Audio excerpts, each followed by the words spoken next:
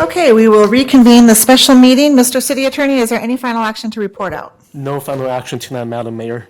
Okay, then we will adjourn the special meeting and we will call to order the regular meeting of the Folsom City Council on Tuesday, January 28th, 2025. Would the clerk please call the roll?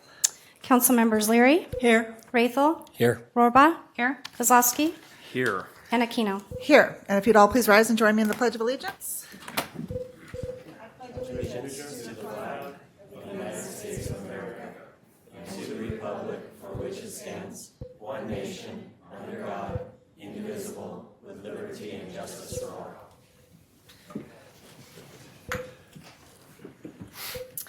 All right, Mr. City Attorney, are there any agenda updates? Good evening, Madam Mayor. There is additional information transmittal and also a revised staff report for item 6 on tonight's agenda. A copy has been previously provided to you, and they are also available on the table in the back. Very good, thank you. That takes us to business from the floor. This is the public's opportunity to address the council on items that are not on the agenda, but please understand that state law prohibits us from deliberating or taking action on items that are not on the agenda. So we do have a few requests to speak. Madam Clerk, would you please call those folks? You come down here to the podium, and we do give 3 minutes per speaker. Okay, so we do have 6 speakers under this item this evening. We'll go ahead and start with YK Chalam-Cherla, followed by Naomi Machado.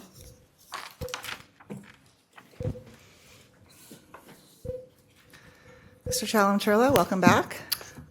Thank you, Madam Mayor. Good evening, Mayor and members of the Council.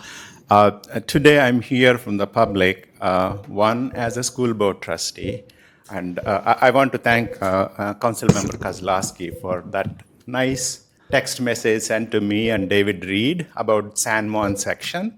You know, they are giving the a cross country to our side, and it came 1 week before the Folsom High graduation.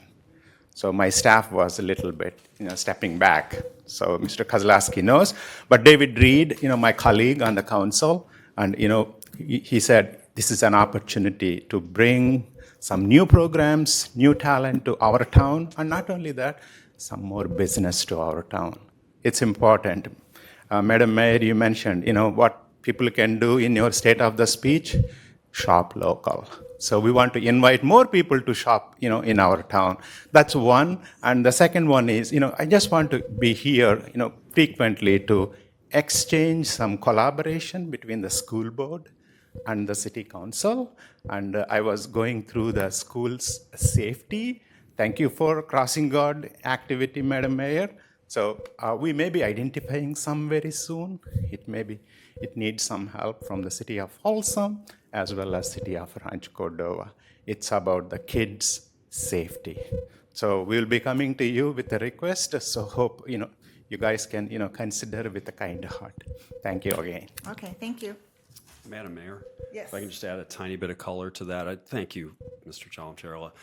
The school board was helpful, as were some of you guys, in helping us encourage the school district to let Folsom High host a track meet later this spring. For track and field at the high school level, there's 3 levels of playoffs here in the area. The first is a league championship. Folsom High and Vista Del Lago are in different leagues. We are also in different divisions, so there's a division championship you qualify for. Vista will be hosting Division 2, and Folsom will be hosting Division 1 on May 13th and 15th. So if you're a sports fan, great day to see some high school athletics. The track meet Mr. Chalam-Cherla brought up was the Masters track meet, which is the 3rd level of playoffs that happen locally, and that's the qualifying track meet for the state meet. That will happen on the 23rd and 24th now at Folsom High as a result of everybody's collective work. So thank you all to everybody. All right, thank you. Next speaker, please. Okay, Naomi Machado, go ahead and approach the podium, please. That will be followed by Lisa Ladd. Good evening. Good evening. A recent article in the Folsom Telegraph raised an issue regarding the residency of the District 1 councilman. That has been previously raised by the Sacramento Bee. The allegation that Mike Kozlowski falsely declared himself a District 1 resident was first raised years ago. But just like they're doing now, the city attorney's office refused to investigate whether their councilman violated the law because the city attorney is more concerned with protecting his friends in power than ensuring the residents of Folsom are represented fairly. We are tired of being abused by corrupt politicians and their taxpayer-funded lawyers who refuse to obey their own laws. There is a reason the government code requires elected officials to reside in the districts they represent, to ensure our interests are protected by someone with shared interests. How can we expect Kozlowski to look out for a neighborhood where he doesn't actually live? The only person he is protecting is himself, and the city attorney is willing to sell out all of the residents to curry favor with these crooked politicians. Thank you. Madam Mayor, can I address that, or Would should you I like wait? to, I think you ought to wait. Yeah, listen. No, I think you ought to wait to the Okay. rest of the speakers. All right. Yeah, is that okay? Happy Go ahead. to. Okay, Lisa Ladd, and then followed by Orrin Hazy. I had a question, as a Yes. point of understanding, I guess, or something. Are we, are the city council supposed to respond to us? I didn't think they were. Correct, yeah. Okay. We can't deliberate, yeah. Right. So I wasn't sure if that's what happened with Ms. YK. when No, Mr. he was just Kowalski- making an announcement, yeah. Okay. Yeah. Thank you. Thank you for clarifying. Okay. So on the issue, thank you, Mayor Aquino and council members. On the issue of Mr. Kowalski living in District 1, it's my opinion, according to the city, he does not live in District 1. There is no occupancy permits on the property, whether it be a trailer or a structure, incomplete structure. And the city code does not allow for anyone to live in a temporary trailer for more than 10 days a month. So therefore, according to the city ordinance, he does not live in the stated District 1 address. The question would be, is the city ignoring it? Or have they made special arrangements for him, excuse me, so he could run for reelection? Essentially, it's manipulating a candidate's qualification to be able to run. It appears to me to be unethical and a manipulation of an election.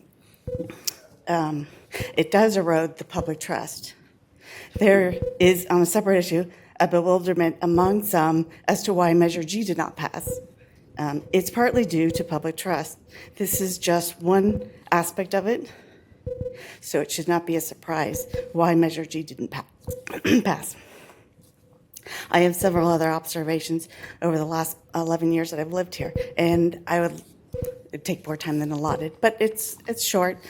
So I would love to meet with you in person or go over those things and recommendations for a solution, because I truly believe life is simple and there really isn't a problem that we cannot solve to address the cause, modifications needed, and to move forward.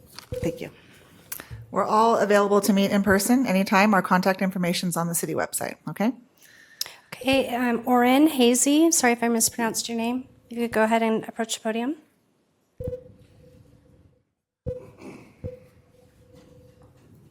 Thank you.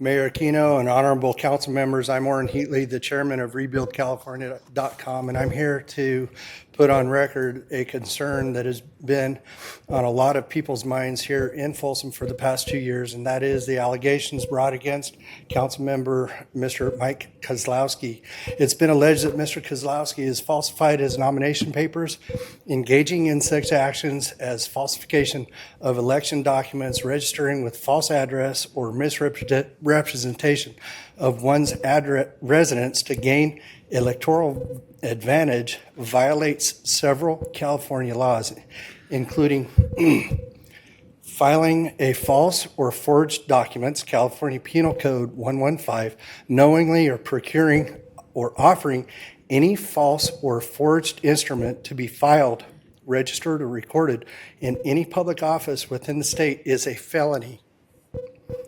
It's a felony. Perjury, California Penal Code 118, willfully stating as true any material fact under oath, knowing it to be false, constitutes perjury. This applies to false declarations of an official document, including voter registration forms, and election fraud, California Elections Code 18304, knowingly and making false statements in a candidate statement with the intent to mislead voters is a misdemeanor. False declaration of candidacy, California Elections Code 18203, filing a declaration of candidacy or nomination papers knowing that any part of it is made falsely is punishable by imprisonment. Falsifying voter registration information, California Elections Code 18100, knowingly providing false information on a voter registration card is a crime. I've sent each of you a letter on December 13th spelling these allegations out in detail. I sent the city attorney the same letter asking for a response. The response that I got from Mayor Serracino was a flippant response, basically trying to sweep this allegation under the rug, saying that, well, Mr. Kozlowski told me he lives in District 1. I have no reason to question him. If one of your police officers, let me back up. I was You in have charge. 20 seconds. I was in charge of internal affairs investigations at the Sheriff's Department where I worked. And if allegations of this magnitude came into my office and I responded with the same flippant response as I've received from this council and nothing from the city attorney, nothing from Mr. Kozlowski, how would the citizens view me? That would you, Mr. undermine Heatley. our authority with them. Thank you for coming out. God bless, and I do appreciate everything that you guys do and the work Thank that you. you guys provide for the city. Okay, the next speaker under this item will be Scott Machado, followed by Sarah Norberg.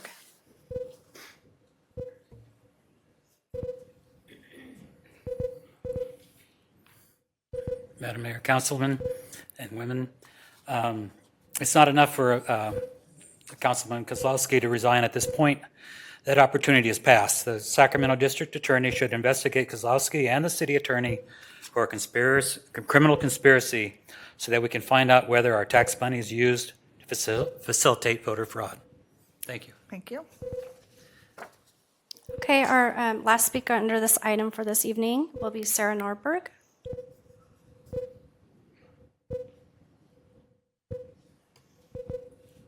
While Sarah makes it down, is there anything we can do about the tweeting by chance? I try to adjust the sound, but Okay, just checking. Thank you. Good afternoon, City Council. My name is Sarah Norberg. I'm a Folsom resident. I'm also concerned about Councilmember Kozlowski's residency. It seems like a catch-22 situation where my understanding, both from rumor I heard and from that letter to the editor, is that the wife and kids live elsewhere in Folsom, so still Folsom residents, but not District 1. It's a house under construction and a trailer on the property, so even if living in the trailer, that's not really abiding ordinances on living in temporary trailer-type conditions. So either way, living in the trailer would not be in accordance with ordinances, yet living outside of the district, you can't properly represent the district. By moving to district elections, it's to give every part of town that representation, and it's important that the person actually live there on a full-time basis. I do think some sort of investigation or inquiry is warranted, and I would love to see prompt action on this matter. I appreciate all the other comments about it as well. Thank you for your time. Thank you. Mr. Kozlowski, would you like to make a very brief statement?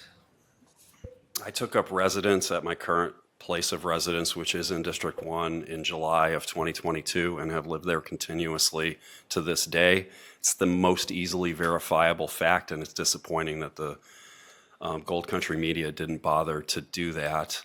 My adult children live elsewhere. My wife lives with me. That's it. Thank you. All right, that will take us to scheduled presentations. And I am going to handle this on behalf of the Communications Department. So tonight, we will recognize the winners of the 4th Annual Folsom Holiday Lights Contest that was held in December. And this year we had more than 52 entries in 5 different categories. The promotion allowed the community to tour the merriest and brightest homes and businesses in Folsom, as all participants were listed and plotted on an interactive map on the city's website. And Pam is bringing up a PowerPoint to show us some of these festive places. Go back and start real quick. We saw high engagement with the Holiday Lights promotion. On the city's social media pages, we generated a reach of more than 85,000 with 1,400 engagements. More than 8,400 subscribers received information in 2 editions of the e-newsletter. The 5 winners received a commemorative lawn sign and bragging rights from the city of Folsom. And we teamed up again with the Folsom Times to publicize the contest. And the Times went above and beyond to provide prizes to the award winners. Bill Sullivan, you want to come on down, Bill? Bill is here with us tonight. We're going to have him say a few words about the partnership. And then each category was judged by a member of this council. And tonight, each winner will be recognized by the council member responsible for that category. And we're going to ask Andrew Eggers from our communications department to take a picture with Bill and the council member and the winner. So come on up, Bill. We appreciate your partnership again in this. Thank you, Mayor and Council. I just want to thank, she's not here tonight, but Christine Brainerd and Chris Shepard also for, they've kind of been behind this thing for the past few years and wanted to do it. And 2 years ago, they kind of came up with the idea of teaming with us and we said, go for it. And the business community is the big one I really want to thank. The list is endless of everybody who's pitched in, and we had almost $4,000 in prizes. When we started this 2 years ago, we were thinking we'd get maybe, 1 gift card or something for each person, and it kind of grew, and it got the spirit of the community. And so I want to thank the city, everybody out there in the community that worked so hard and did all those decorations and really got the holiday spirit up. So we look forward to continuing doing it. It's a fun partnership. Thank you very much, Bill. Thank you to you and Adam and all those businesses. Okay, we're going to go one by one here. My category was Clark Griswold, the best use of holiday lights. And the winner is Brian Moss at 1530 Freswick Drive. And I will tell you, I think I had about 20 entries. The Moss's front yard isn't the biggest front yard in the category, but they certainly maximized all of it with those lights. So is Brian here? Brian is not here, but I'll come take a picture with Bill. Andrew?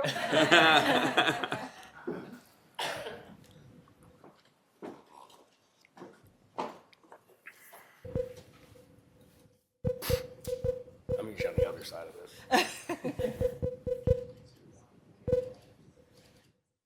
Okay, thank you.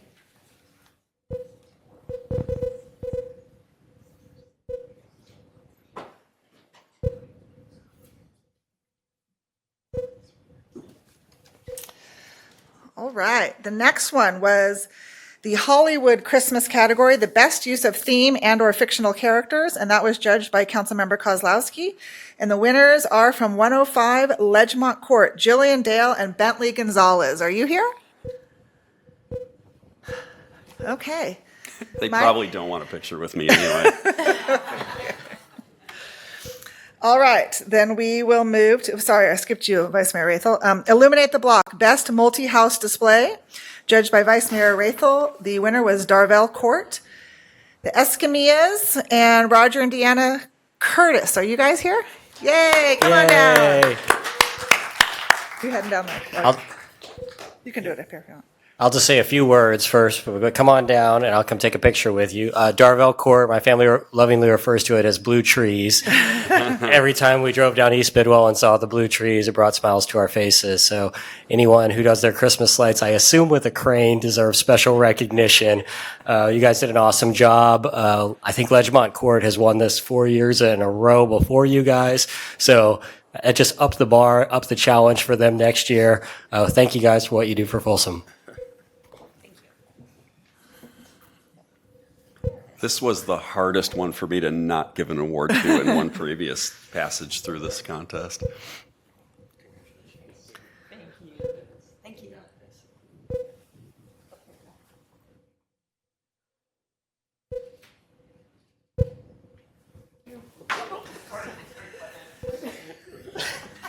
We're going to frame that. And thank you for being here to accept your award.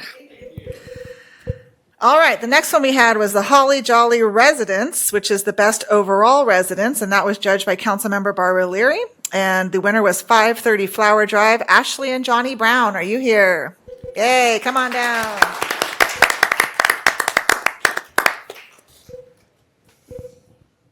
Okay, while you're on your way down, this was one of the toughest contests to judge.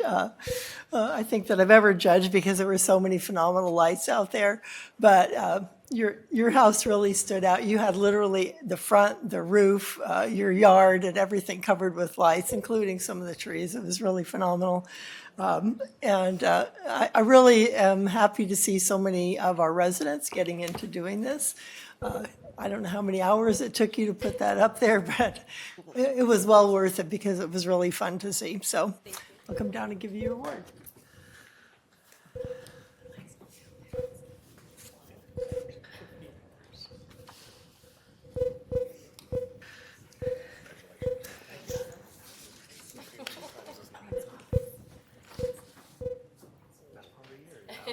Actually, when I dropped those off, she was out there fixing lights because of the storm.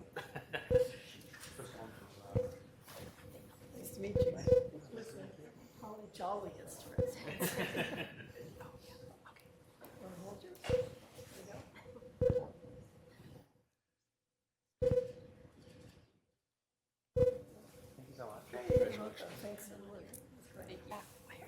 Congratulations, thank you. And last but certainly not least, we have the Merry and Bright Business. Festive commercial business display includes window painting. This was judged by Councilmember Rohrbaugh. And the winners were Sutter Street and Historic Folsom. And I think we've got Judy Collinsworth, Mike Dickinson, Joan and Kevin McGinnis, and Roberta and Larry Lawman, and maybe Jim Snook. Come on down, whoever wants to come on down. So I want to say I couldn't do this one alone. So I enlisted someone who began this, YK, to help me judge as he was seeing himself out of Folsom. So if you want to come up here too, YK, you can, or I can just acknowledge you. Thanks for your help, YK. I appreciate it. And I think that the heart of Folsom belongs on Sutter Street. And thank you for all that you guys do. I think it was done by a lot of volunteers, is my understanding. Judy, if you want to, I know you love to speak, but if you would like to say something and acknowledge all the people, I think that would be wonderful. Well, truly, this wouldn't have happened if it weren't for Mike Dickinson. This was his brainchild, and he has just made this whole thing grow every year. And so it takes about 100 volunteers to make this happen. Wow. And this is just a small sampling of the group. So. Let's give them a round of round.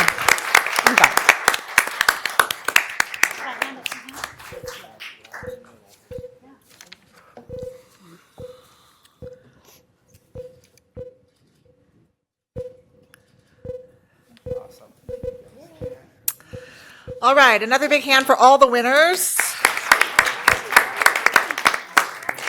And thank you to everybody who added a little holiday cheer to the city this year by participating in the contest. Again, thank you to Bill and Adam at Folsom Times. Thank you to our fantastic communications team represented by Andrew Eggers tonight. And thank you, Pam, for running the PowerPoint. All right, call the next item, please. Okay, the next item under this evening's agenda is the consent calendar. Anybody have an item they'd like to pull?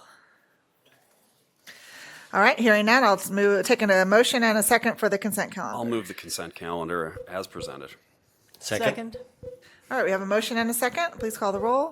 Councilmembers Leary, Yes. Rathel, Yes. Rohrbaugh, Yes. Kozlowski, Yes. and Aquino. Yes, next item, please. Okay, the next item under this evening's agenda is public hearing, item number 6, Folsom Town Center North LLTSM. Resolution number 11322, a resolution determining that the Folsom Town Center North LLTSM project is exempt from CEQA and approving said large lot tentative subdivision map. Thank you. Welcome, Josh. Thank you, Mayor Aquino. Good evening, council members. I'm Josh Kincaid with the Community Development Department. Excuse me. And yes, I will be presenting the Town Center North large lot tentative subdivision map. If I can send it to the projector here.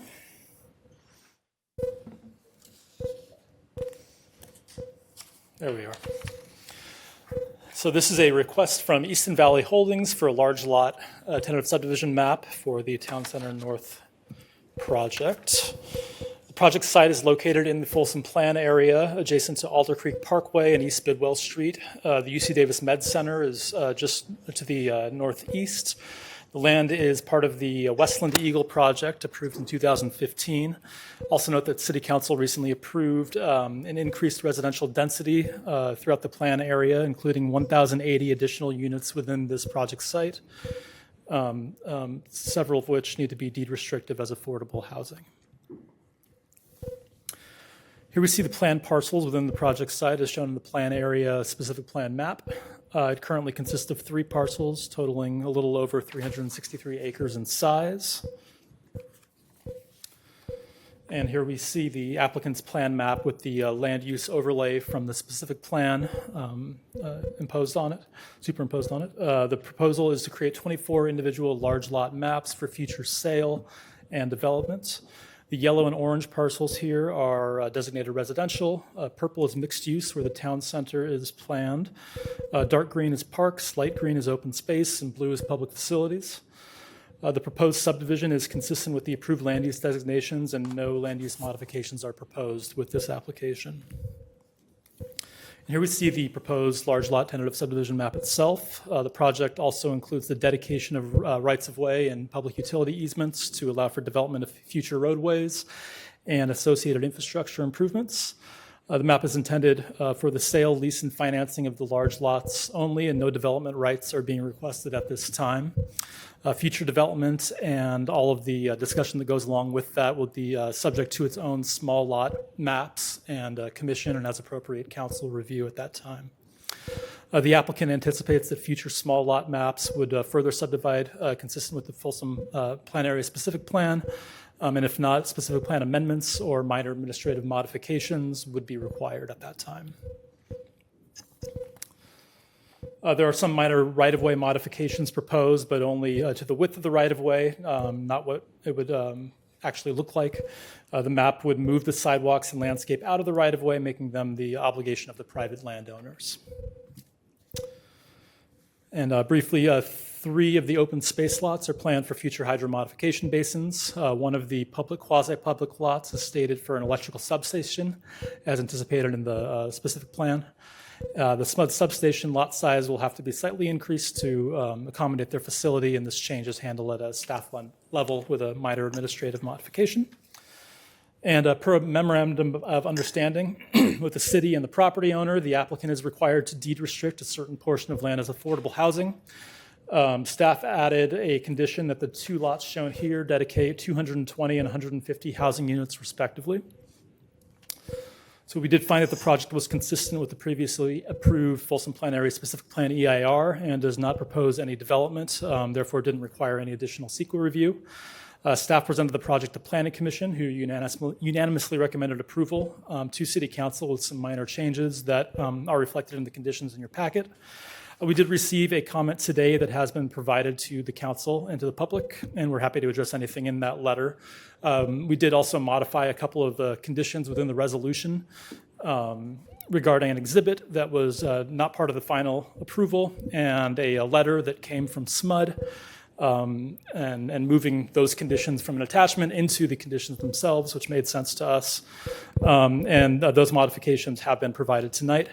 I'll also note for the record that finding K should state that the project is not likely to substantially and avoidably injure fish or wildlife or their habitat, not injury, just for the record.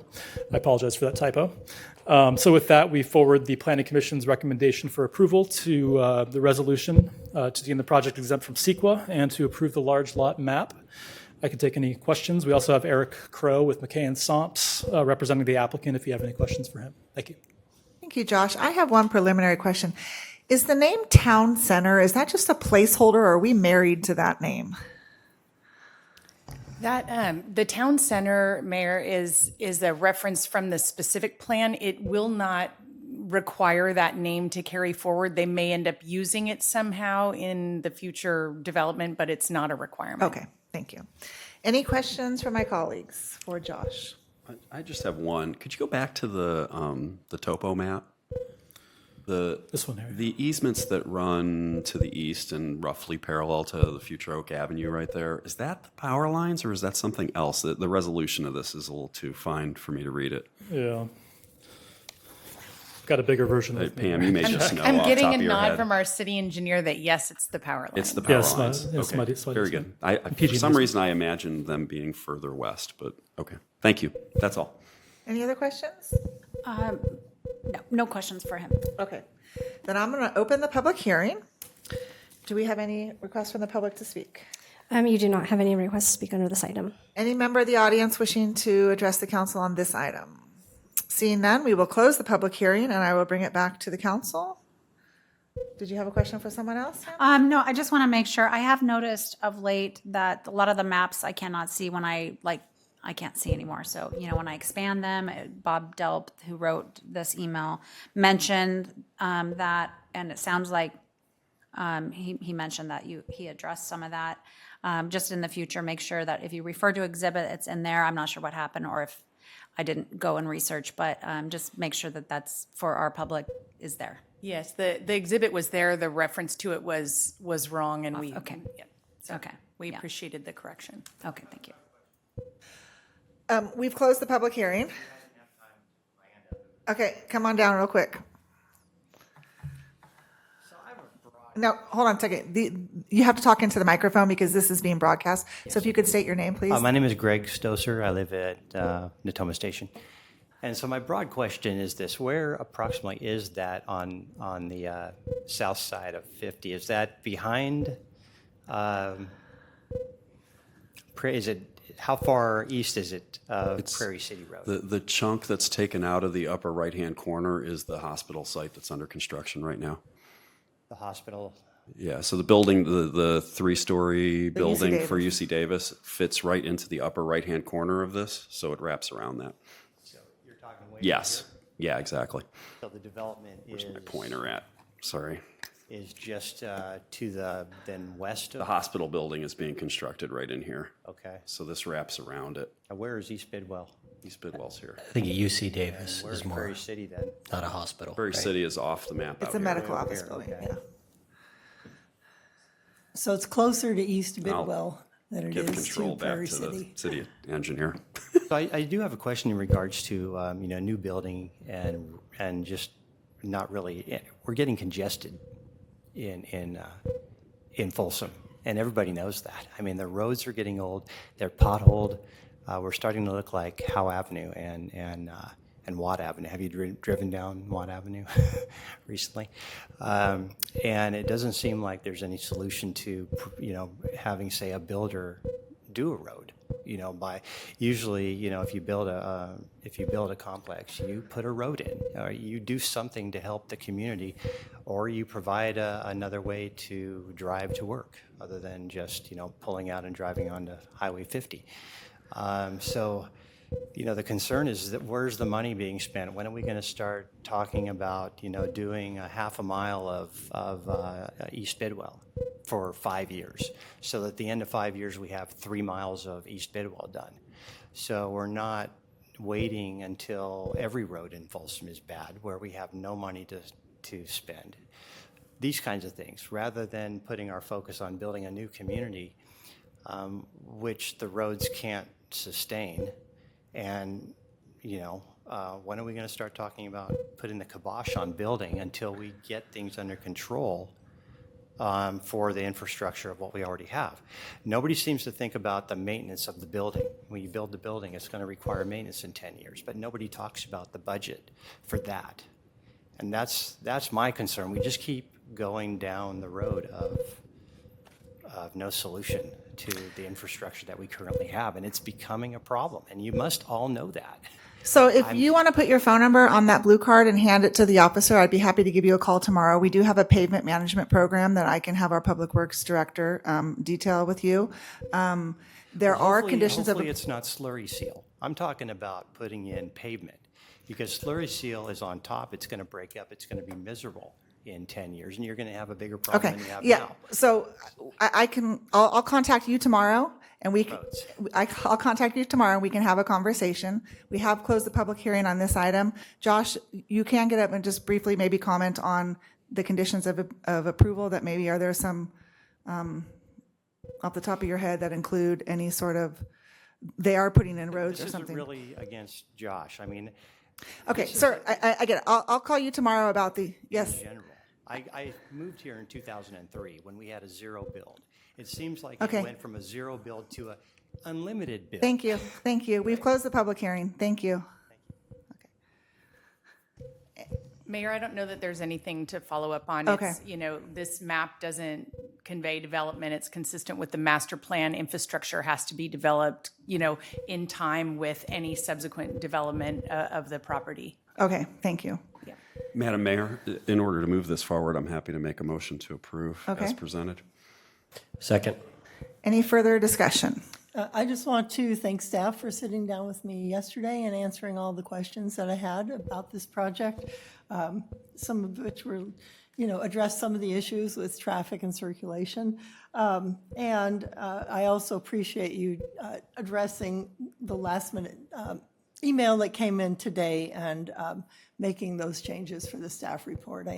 I'm encouraging anybody who has comments to comment them earlier on in the process. If they're paying attention to how development is happening in this town, it's a good idea to follow the planning commission meeting agendas, attend the meetings, and then to try and read these and get the comments in so staff can address them before the meeting and give everybody a more complete answer. And as the gentleman that spoke from Natoma Station, I'm happy to meet with Mayor Aquino and you, and we can kind of show you the specific plan for South 50 and maybe answer some of your other questions about the roads. So with that, I will let us move on to a vote. All right, any other discussion? All right, then we have a motion and a second. Please call the roll.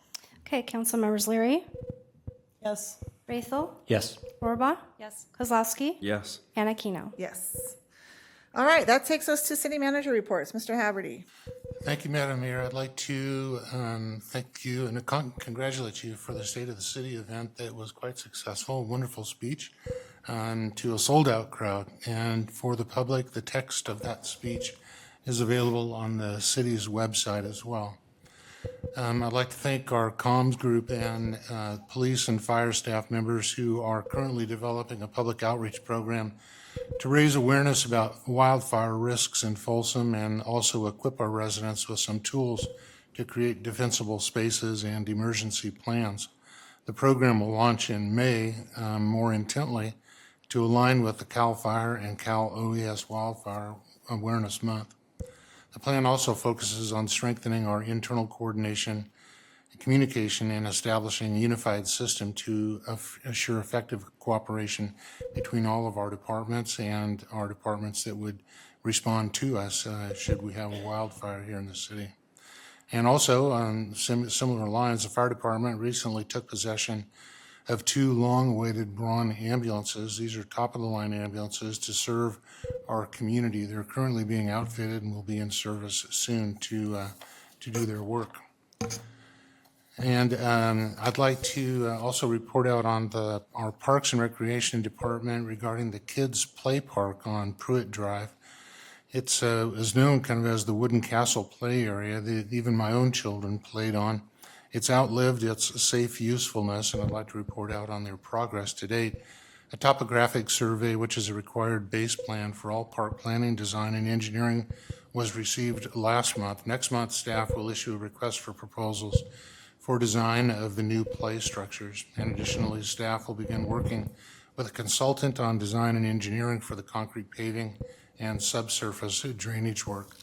We're working on the design, engineering, and neighborhood outreach will take about 6 to 9 months, and the actual construction timeline is 6 months. So completion of the park is now anticipated to be the second quarter of 2026. And you ask, who will do all this good work? The department recently welcomed a new park planner, Hannah Perez, who began her role on January 16th. And Hannah's taken the lead working with a nonprofit organization, community fundraising group called Folsom Kids Play for Generations Incorporated. and Joanne Brosh, the community coordinator for the nonprofit. A bank account, Facebook page, and GoFundMe page is being set up to help raise adequate revenue for the PROC's completion, not to match, but to augment the city's working treasury for that particular job as well. And a few fun events. I'll be your Valentine at the Folsom City Zoo Sanctuary. You can visit on February 8th or 9th from 10 a.m. to 1 p.m. to make your own Valentine for your favorite zoo animals with provided supplies. Should be fun for moms, dads, and some kiddos as well. And then also we have a Lego building contest at the library. So you can submit your Lego project to the Folsom Public Library between today or and February 1st by 11 a.m. and join the public viewing and awards event on February 1st from 2 to 4 p.m. That concludes my report, Madam Mayor. Thank you.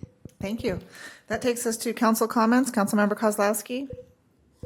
Just congratulations on an excellently prepared and delivered State of the City. I share your optimism for the future. Thank you. And I think I've commented enough tonight. Thank you. Thank you, Vice Mayor Rathel. Just a quick report out. I serve on the SAC Sewer board, and the latest large capital project has hit a few bumps. But they're going to bring back an estimate on their Biogen project next board meeting for approval for an increase in the contingency dollars there. What they brought up as a bigger risk, though, is that part of that project was expected to be funded from Inflation Reduction Act money, which now may be at risk. So that may end up with higher costs back to those users of SAC Sewer. We'll get more updates as things progress on that, but that was the early report out from SAC Sewer. Just wanted to say a quick thank you to my mom for coming in from Goodyear, Arizona, to come to the council meeting tonight and be with me. So thanks, Mom, for all you've done throughout my life. I appreciate you. Thank you. Councilmember Leary.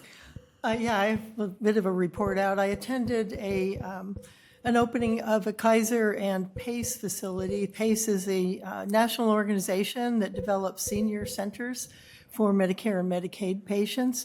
It's actually located in Sacramento. However, they're going to serve patients regionally, and what they do is address medical, social, rehabilitation needs for the patients that belong to Kaiser.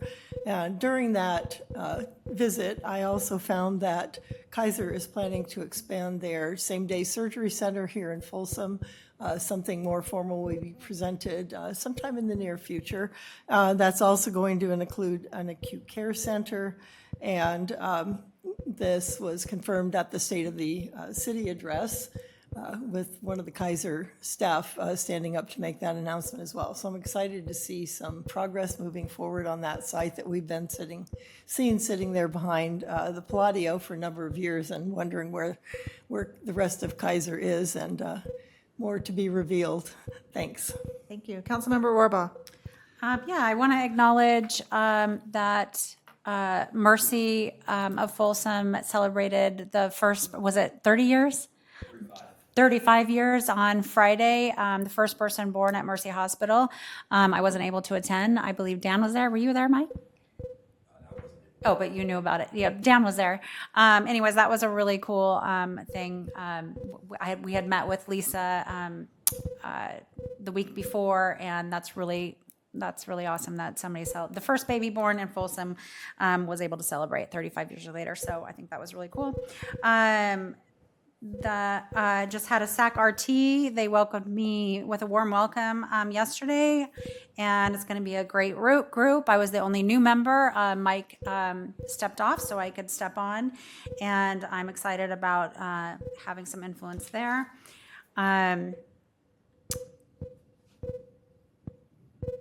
This week we have a meeting, and I appreciate Dan Haverty for helping me set this meeting up. There's been some issues on South Lexington. I call it the highway. It's not a highway, it's a residential street. But we're going to have a meeting on Thursday about that to look at the history and maybe possibility of what we can do going forward. And that gives my report.